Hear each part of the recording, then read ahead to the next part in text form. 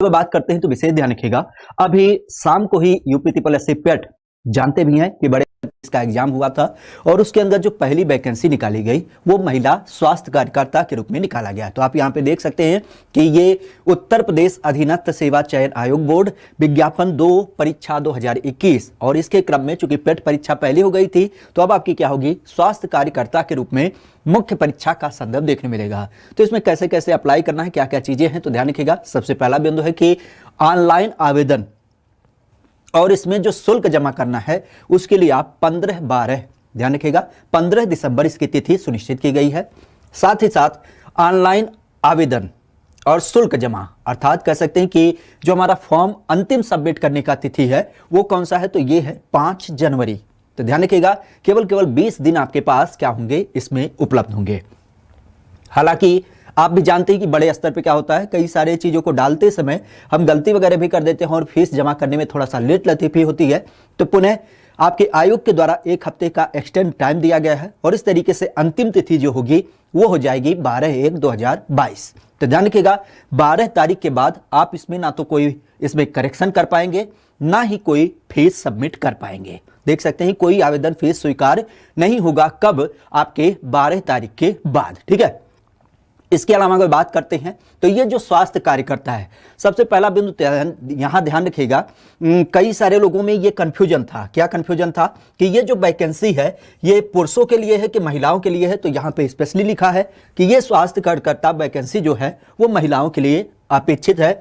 विशेष अगर जो देखा जाए तो कुल रिक्त पदों की संख्या कितनी है, तो ये है 9212। कितना, 9212 पद आपके इसके अंतर्गत कहीं ना कहीं निकाले गए हैं। देखा जाए तो इसका जो पूरा संदर्भ होगा वो क्या होगा, तो जो आपकी पेट का एग्जाम हुआ था अभी, जो आपका खास करके प्रीलिमिनरी एलिजिबिलिटी टेस्ट हुई थी, उसके आधार पे ही क्या होगा, कहीं ना कहीं इसमें आपको चयन देखने को मिलेगा। और कैसे कैसे आप अप्लाई करेंगे, तो जाहिर सी बात है कि जो आपकी आयोग की वेबसाइट है upsc.gov.in, उस पे जाके ऑनलाइन एप्लीकेशन सिस्टम के माध्यम से आप यहां पे अप्लाई करेंगे, जिसके लिंक भी आपकी क्या हो गई है, एक्टिवेट हो चुकी है। विशेष अगर यहां पे बात करते हैं तो आप फॉर्म भरने में क्या क्या चीजें होनी चाहिए, तो जाहिर सी बात है कि पेट वाले फॉर्म में आपने बहुत सारी चीजें भरी थी और उसी आधार पे जैसे ही क्या करेंगे, 2 चीजों को ध्यान रखिएगा।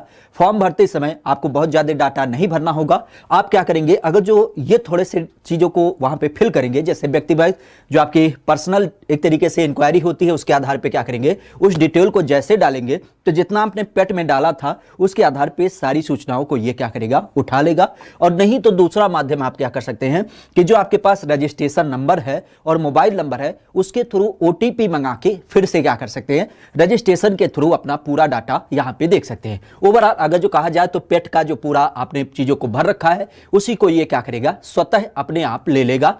और उसके बाद कहीं ना कहीं क्या करना होगा, आपको आगे का विकल्प यस और नो के साथ चयनित करते हुए आगे बढ़ना है। और इसके बाद जो आपका काम होगा वो होगा इसके अंतर्गत विशेषतः किस बोर्ड से क्या क्या चीजें आपने पढ़ाई की है, साथ ही साथ किस साल आपने परीक्षा को उत्तीर्ण किया, कौन सा सर्टिफिकेट, रोल नंबर आपका, या फिर अर्हता के संबंध में और भी अगर जो प्रमाण पत्र से संबंधित जो तिथि, प्राप्तांक, ये सारी चीजें हैं, इन सबको इसके अंदर डालना होगा।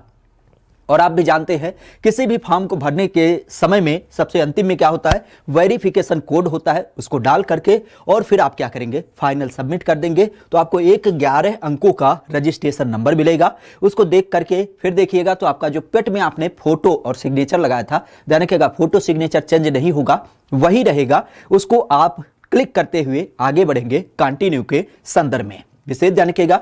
इसके बाद अगला जो चरण होगा वो होगा आपको घोषणा के रूप में। और घोषणा यानी कि आपको ये जो सारी चीजें आपने फिल की उसको सेव और प्रोसीड करते हुए आगे बढ़ते चले जाना है। साथ ही अगर बात करते हैं तो इसके बाद अगला चरण होगा फीस पेमेंट का।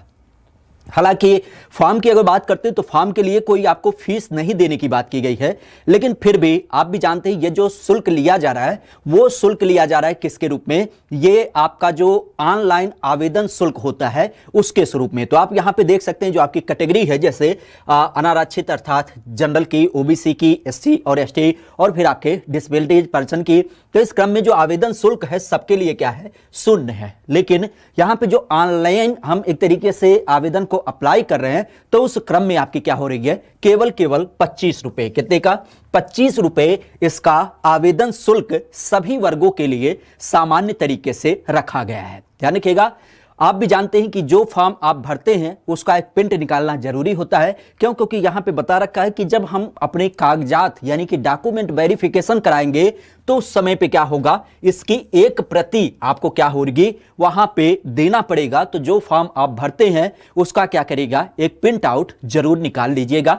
ध्यान रखिएगा, इसके साथ ही अगर जो हम बात करें तो यहां पे क्या क्या वैकेंसी का स्वरूप है और किस तरीके से है, तो जनरली आप भी जानते हैं पद नाम तो स्वास्थ्य कार्यकर्ता महिला के संबंध में, अर्थात कह सकते हो कि महिलाओं के लिए पूरी तरीके से रिजर्व है।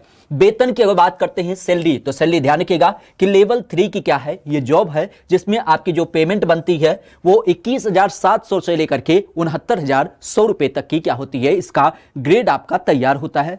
एज की अगर बात करते हैं तो ध्यान रखिएगा 1 जुलाई 2021 को आपके 18 से लेकर के 40 वर्ष इसकी आयु होनी चाहिए।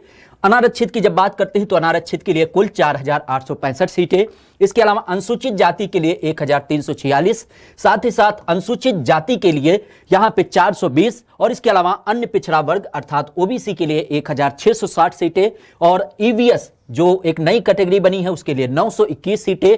कुल मिलाकर आपके क्या हो जाते हैं, 9,212 पद इसके अंतर्गत निकाले गए हैं। ये पद अस्थायी क्रम में भी हैं और इसके अलावा कुछ एक पद आपके अस्थायी पद के रूप में भी देखने को मिलते हैं। ठीक है, इसके अलावा अगर जो बात करते हैं तो अब ये जो स्वास्थ्य कार्यकर्ता होगा, जनरली आप भी जानते हैं कि हमारे यहाँ पे रिजर्वेशन दिया जाता है। क्योंकि ये जो पूरा पद है ये जाहिर सी बात है कि महिलाओं के लिए है, तो यूं कह सकते हैं कि